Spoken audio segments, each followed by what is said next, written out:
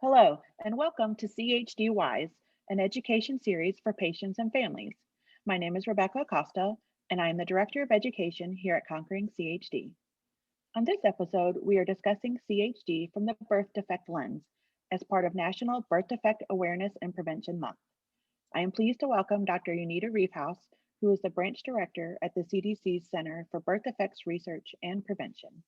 Thank you for joining us today, Dr. Reefhuis. I'll now turn the program over to you. Thank you, Rebecca. I'm very excited to have the opportunity to give you an overview of the work going on at CDC to improve the health of those living with birth defects, including congenital heart defects, or CHD. Next slide. As many of you may know from personal experience, birth defects are common, costly, and critical conditions. Birth defects are common, affecting 1 in every 33 babies born in the United States. And for CHD specifically, a child is born with a birth defect every 15 minutes. Each year, the total costs for U.S. children and adults with birth defects exceed $2.6 billion. Birth defects are critical conditions that can cause lifelong challenges or early death. Next slide, please. Birth defect surveillance, which means tracking when and where birth defects occur, as well as who they affect, has been the foundation of much of the work we at CDC have done over the last 40 years. We could not look for causes of birth defects without good birth defect surveillance programs. Since 1968, we have been tracking birth defects in the Metropolitan Atlanta Congenital Defects program, and we currently support 14 birth defect surveillance programs across the nation and are continuously working to strengthen surveillance capacities in the states. We also focus on identifying causes of birth defects that could be used to inform prevention strategies. We've been collaborating with some of the leading experts in birth defects for over 20 years. Together with the Centers for Birth Defects Research and Prevention, we've conducted 2 large case control studies of birth defects. This group has been able to publish more than 330 papers and has influenced discussions around select exposures during early pregnancies, such as antibiotics, smoking, anti-epileptic medications, stress, and antidepressants. But every day, children are born with birth defects, and with the medical advances of the past decades, thankfully, more of these children live longer and healthier lives. With that fact come questions from parents and patients about how their lives could be impacted by the birth defect. So far, we have been able to develop programs to assess those questions for congenital heart defects, spina bifida, and muscular dystrophy. For spina bifida, we are coordinating the National Spina Bifida Patient Registry, where 14 spina bifida clinics are working together to improve care for individuals with spina bifida by collecting the scientific data needed to evaluate existing medical services.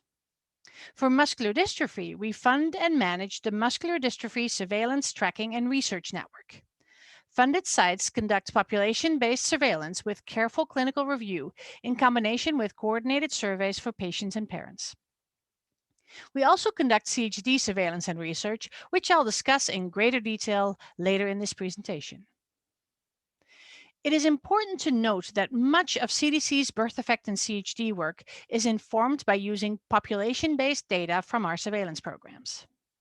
That phrase population-based is very important because being included in these surveillance systems or studies does not depend on your type of insurance, which hospital you go to, or whether you live in a big city or a small town. All residents of the surveillance areas who have a child with the birth defect we are studying will be included.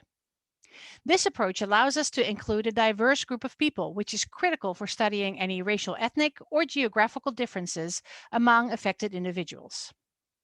Next slide.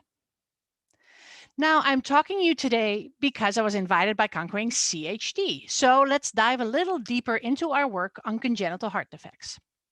First, I'd like to give a quick overview as to why this work is so important. CHD are the most common type of birth defect, with a prevalence of some specific heart defects listed here on the slide. CHDs disproportionately affect some populations, leading to concerns about health equity. Not only does the prevalence of some defects vary by race and ethnicity, but the management of medical conditions and use of healthcare services can also vary. For example, data have indicated that babies born to Asian Pacific Islander women had the lowest prevalence of many specific CHDs, while babies born to Hispanic and non-Hispanic American Indian or Alaska Native women had the highest prevalence of many specific CHDs.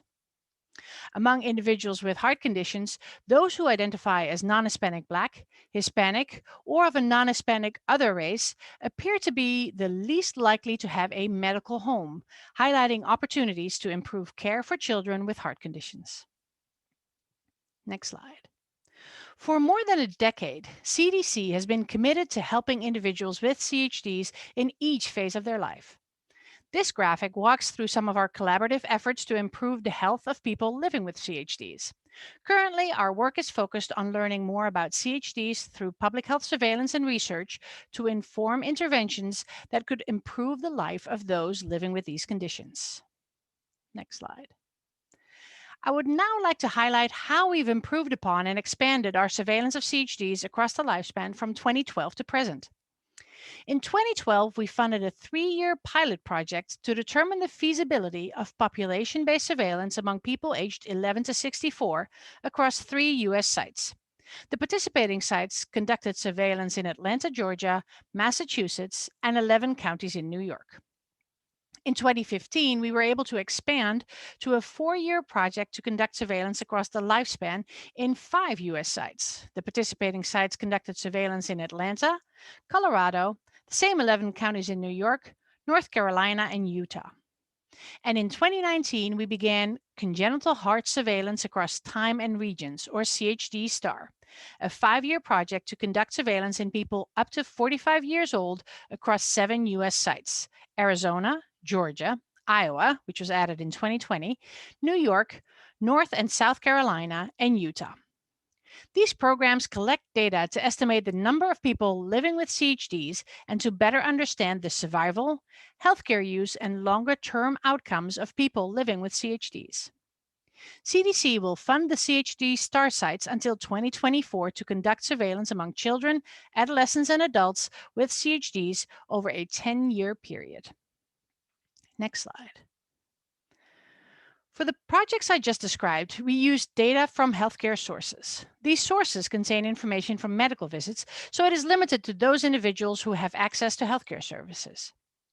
In partnerships with the March of Dimes, we conducted the Congenital Heart Survey to recognize outcomes, needs, and well-being, or CH Strong, to survey individuals with CHD to understand outcomes that may not be documented in medical records. The objectives of CH Strong were to identify individuals with CHDs from birth defect surveillance programs in Atlanta, Arkansas, and Arizona who survived into adulthood and ask them questions about their healthcare use and barriers to care, health concerns and outcomes, social and educational outcomes, reproductive health, and quality of life. Next slide. We are in the middle of analyzing the data from these surveys. Last year, we published a participant newsletter on the CH Strong website and a scientific paper on the methods employed by CH Strong. Among survey participants, it turns out, CH Strong had about equal representation from each site, with the largest percentage of respondents being between 19 to 24 and 25 to 30 years old. Next slide. We had slightly more females respond to the survey than males. About 1 in 3 respondents was non-white, and about 1 in 3 had a severe CHD, defined as a CHD that typically requires surgery or other procedures during the first year of life. More results from CH Strong will hopefully be published in February, so stay tuned for those. Next slide. While we still have much to learn, the surveillance and research efforts I've described today have greatly expanded our knowledge around CHDs and the need of people living with them. We have been able to better characterize the population of children, teens, and adults living with and receiving care for CHDs in the United States. We've been able to identify key issues facing individuals with CHDs, such as mental health conditions and pregnancy complications. And we have been able to describe issues families and caregivers face, such as financial burdens and need for mental health services. Through this work, we hope to help ensure people born with CHDs are getting the care they need to live as healthy as possible. Next slide. In addition to our surveillance and research efforts, CDC works with and provides funding to partner groups like the Congenital Heart Public Health Consortium, or the CHPHC, which was formed in 2009 with the mission of preventing CHDs and improving outcomes for affected individuals.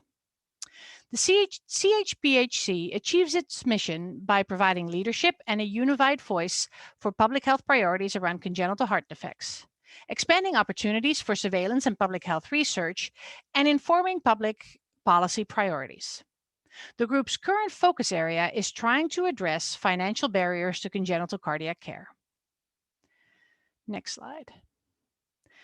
This slide shows the CHPHC steering committee organizations. You'll see that there are multiple professional organizations, research groups, patient-parent advocacy groups, and federal liaisons. Next. Conquering CHD is one of the many organizations that contributes to the CHPHC's mission. Through the CHPHC, these organizations come together to work on agreed-upon initiatives and speak with one unified voice. Next. A final critical piece of the work we do is raising awareness of birth defects, including CHDs. January is National Birth Defects Prevention Month, a nationwide effort to raise awareness of birth defects and their impact on families. CDC has several resources that can be used by federal agencies, organizations, individuals, and other digital ambassadors committed to raising awareness of birth defects, including a digital toolkit, flyers, and other web content, which can be easily accessed and shared from our website, free of charge. You can help us raise awareness by spreading the word and sharing these resources. Next slide. The theme for this year's National Birth Defects Prevention Month is Best for You, Best for Baby. Our message for those who are pregnant or thinking of becoming pregnant is that taking care of yourself and doing what's best for you is also best for your baby. While not all birth defects can be prevented, we encourage all people to manage their health conditions and adopt healthy behaviors before and during pregnancy. And we are coming up on February, a time when we raise awareness of CHD specifically. CHD Awareness Week occurs annually from February 7th through February 14th. I encourage you to look to CDC's website at cdc.gov/heart defects and CDC's social media channels for resources and messages to share during that week. So that's the end of my presentation, and I really appreciate having me on today. Thank you very much. On behalf of the staff, board, and volunteers at Conquering CHD, thank you to Dr. Reefhuis and her team at the CDC. We greatly value your partnership and collaborative efforts in reaching as many patients and families as possible. We hope this webinar will increase awareness of CHD as the #1 birth defect. The CHD Wise episode was recorded on January 27th, 2021, and is available for viewing at conqueringchd.org/CHDWise. Thanks again for joining us, and we'll see you next time.